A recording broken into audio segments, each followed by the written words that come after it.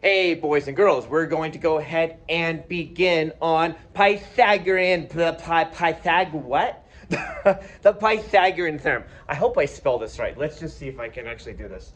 P-Y, okay, we got P-Y, then T-H, and then I think it's A-G, or Pythagor, and then E-A, I think it's N. Let's hope I'm right. Pythagorean Theorem, all right? So there you go. There we have it. Pythagorean Theorem. Now, what does that mean? Well, there was a desk I was building a couple years ago with my cousin, and we put this desk together. We actually had to figure out, well, it was going to go in a corner, like a corner, you know, you can think about a corner being a corner, for example, like over here, something like, if I can get that right, something like that, right? And we put a custom desk there, basically. Well, with the custom desk, we had to actually figure out exactly how much wood we needed to cut at an angle for it to fit in there. And we actually used this the Pythagorean Theorem for that, right? So basically, anyway, getting to the point here, you have a triangle. Now, for this to work, the triangle has to form a square corner, or what that also means is a right angle, or the angle measuring 90 degrees. The way you can think about that is if you put two of these triangles together, and for example, if I were to put another triangle, like two triangles, like for example, here, if I went ahead and made another triangle, and I made it into like a box, well, it would actually form a square. So that, now I'm not drawing this perfectly, so bear with me here, but that's if you were to do this like with a ruler and actually drew it exactly out, it would make a square. Now, let's just say you had the bottom side measuring, let's just say 3 inches, right? And let's say you had the height going up here and measuring, let's say 4 inches, okay? They're gonna ask you, what is the length of this diagonal side? It's the longest side. It's also called another word that I might have trouble saying. It's called the not the X, H-Y. It's called the writing so crooked here. Hypotenuse. It's funny, my hypotenuse I'm writing diagonally, which kind of reminds you that, yeah, it's actually the diagonal section here. And it's also the longest side. So what they're going to typically ask you is, well, what's the length of this side? Now, we don't know this. Now, I put a question mark here to show, hey, okay, that's a question mark. But usually in math books, they show it as representing, or the letter C representing the hypotenuse. C, you're going to usually say C equals. C just says, it's the same thing as saying, well, what is this, the hypotenuse? C has a very particular meaning in math related to Pythagorean Theorem. It's usually meaning the longest side here, okay? Oh, now how do we figure this out?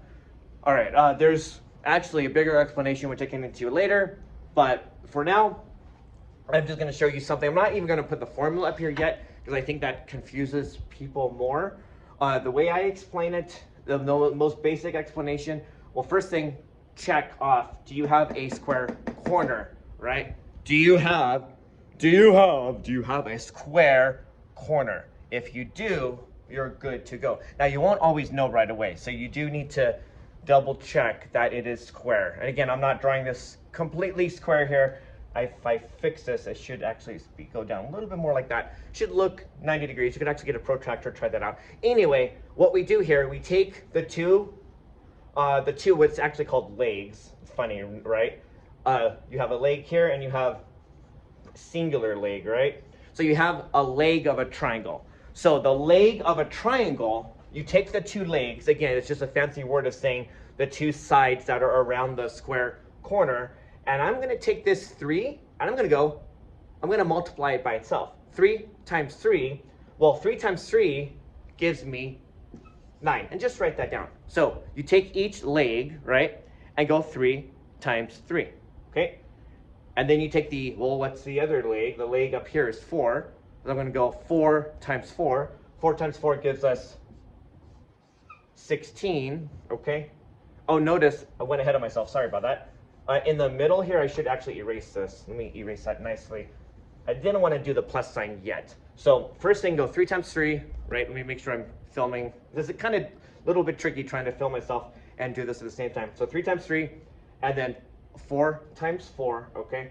So I put 3 times 3 gives you 9, and then 4 times 4 gives you 16. In the middle, this will almost always be the case, at least in this type of problem.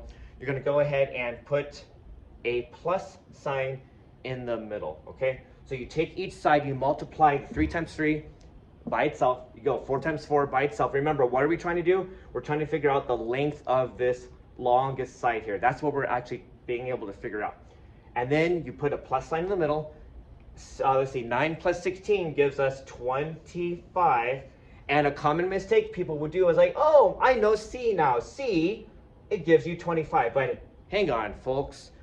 Does that even make sense? If I have a side that's, or a leg that's 4, if I have another leg that's 3, would a third side or a hypotenuse, the longest side, would it suddenly, yes, it's the longest side, but 25 is a little bit too long. It just doesn't quite make sense. It doesn't go 3 and 4. It's way too far away from what 25 is. It just doesn't quite make sense. So because it's a square, you have to take, well, related to it being coming from a square, there's more explanation to that, but the basic explanation here is, you know how I did 3 times 3?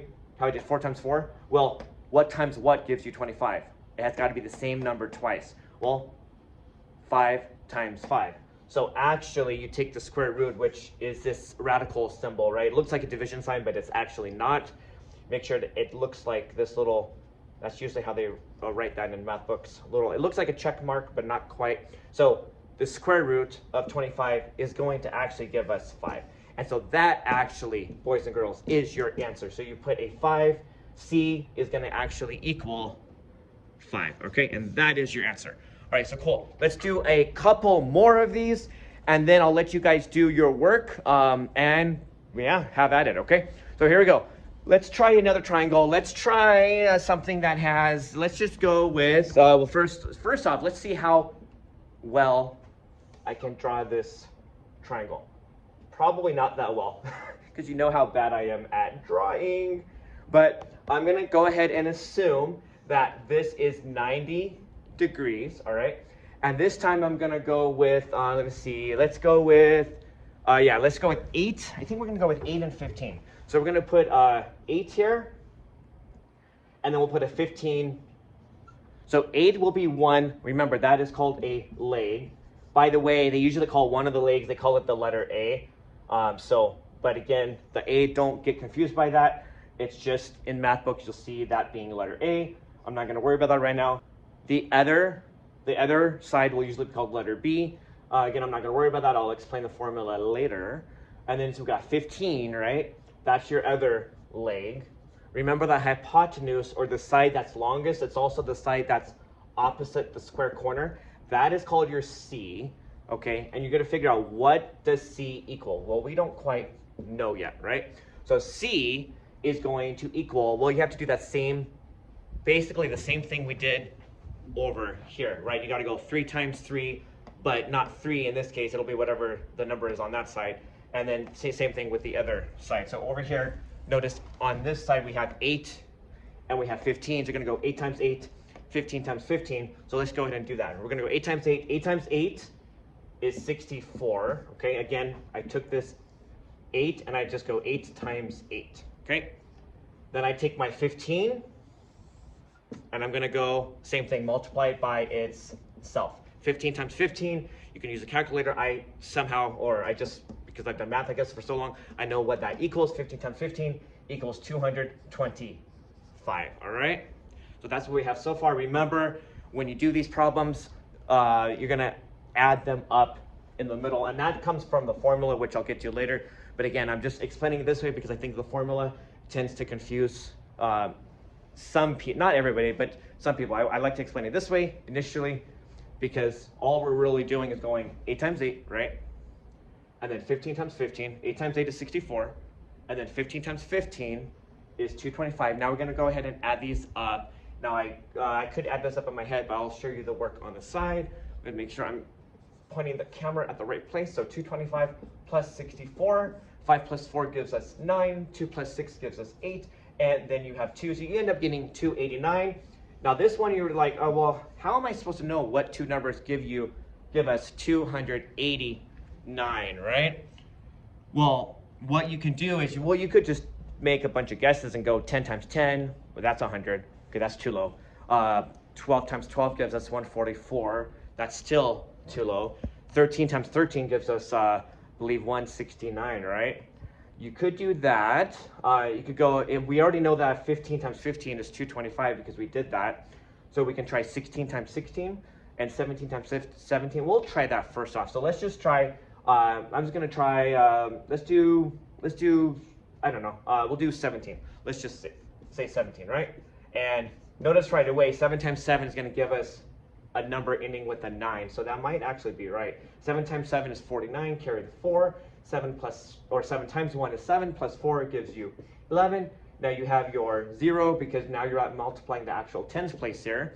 1 times 7 gives you 7, and 1 times 1 gives us 1. Go and add that, you end up getting 9, 8, 2. Oh, look at that. You actually get 289. So that's pretty cool. What number was it that we multiplied twice? It was 17 times 17.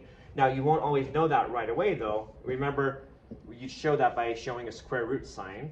And your answer, C, is 17. So we just figured out the longest side here equals 17. All right, so that's how you do that. Now, when you get these bigger problems here, most calculators have a radical symbol, which looks something again like this. So if you look for this symbol on your calculator, all you need to do is type in 289 and then press this button. It's gonna look like a button, right? Let's call this a B-U-T-T-O-N. It's a button on your calculator, right? And then if you type in the 289 and then press the button, the radical or the square root button, it'll actually give you the answer. Now, some calculators want you to press the radical button first or the square root button. Other calculators want you to type in the number and then the square root button. So just play with your calculator and see what works best.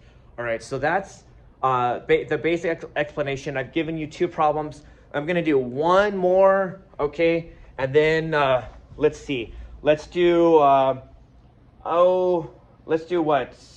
Yeah, let's do this one. Let me go to the other side of the room. Here we go, running over here. Ah! Okay, here we go. So, boom, boom, boom, boom. We got a triangle. Make it a square. Remember, make sure it's always 90 degrees. We're gonna call one of the legs, again in math books, remember they call it the letter A. Okay, we're gonna call that 6. The other side B we're called 8, and we want to figure out what the C is. Remember, the C is called your hypotenuse. Okay, so let's go ahead and I'm not gonna put the formula down yet. I just want us to get used to how this works. You take 6, you go 6 times 6. 6 times 6 gives us 36, right? Okay. Then you take the other leg, which is the 8. Go 8 times 8. 8 times 8 gives us 64. So it gives us 64. Boom, boom, boom. There you go. Again, all I did was I went 6 times 6, gives us 36. Then I took the other leg, 8 times 8, gives us 64. Now we add this up. You could use a calculator, you could do scratch work. I could actually do this in my head. If you think about it, 6, that's in my tens place. That's really 60, plus 30 gives us 90. And then 6 and 4 is another 10. So the answer, well, not the answer, but the addition to this part is 100. Don't put 100 down here because that's actually wrong. Remember, 100 just doesn't make sense when you compare it to the 8 and the 6. You still have to say, just like the 6 times 6 was 36, just like the 8 times 8 was 64, you have to say what times what gives you 100. It's actually 10 times 10, right? So again, you put the square root symbol and then you say 10, all right? And so your answer C is equal to 10 here. Now, I'll explain the formula part more, but since you know that part, what this is related to, there's actually called a Pythagorean Theorem formula, and what that is a squared plus b squared, which notice that's the same thing as saying, okay, if this 6 is my a, that's going, oh, okay, remember an exponent is the same number twice, so that's 6 times 6. And remember over here for the b, let's call that B, that's going to be your 8. Well, here you go, 8 times 8. If I call that B, 8 times 8 gives us 64. So it matches up. And now this part here, you have C squared. Now this might be a little bit like, how does that work? Why do we do the square root? And I'll explain that more later on. But for now, I just want you to at least be familiar with what it might look like in a math book. So that's again, the Pythagorean Theorem formula. Remember, it's Pythagorean. All right, and then Theorem. All right, and everybody, thank you for listening and watching. And there's a smiley face, and have a great day. Thank you.